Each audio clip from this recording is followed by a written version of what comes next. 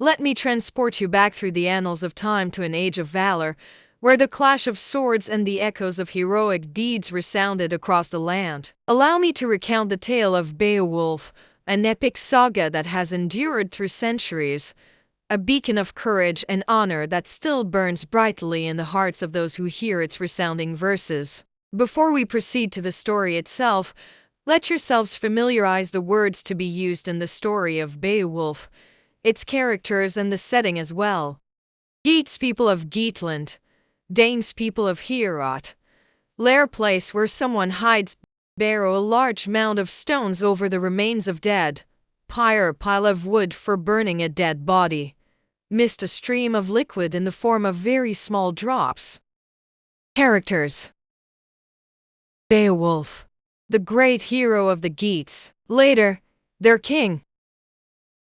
Breca, Beowulf's childhood friend and competitor. Grendel, a giant and man-eating demon. Hrothgar, the king of the Danes. Hygelac, Beowulf's uncle, king of Geatland.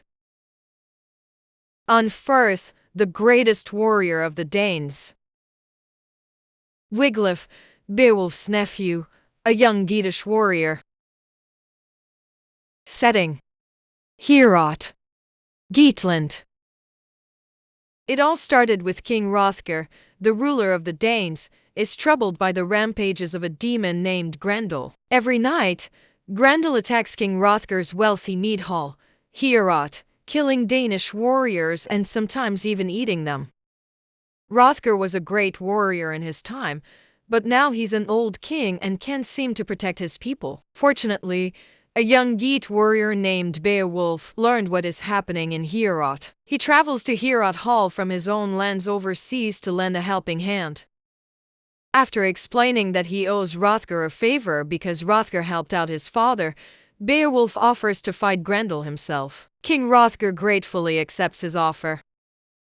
The next time Grendel attacks Heorot Hall, Beowulf is waiting for him. Choosing to fight Grendel in hand-to-hand combat, Beowulf wrestles the demon into submission and eventually tears off his arm at the shoulder.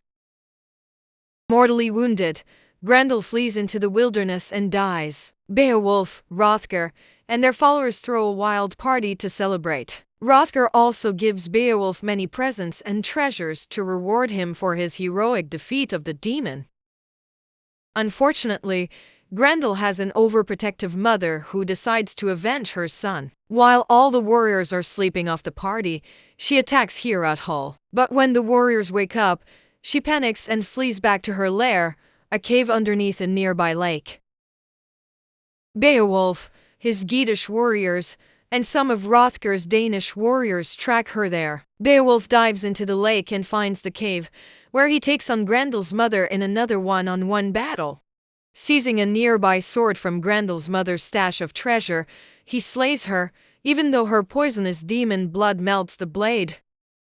When Beowulf returns to the surface, carrying the sword hilt and Grendel's severed head, the Danish warriors have given him up for dead, but his own Geatish followers are still waiting patiently. When everyone sees that Beowulf has survived this second challenge, there's even more partying and gift-giving.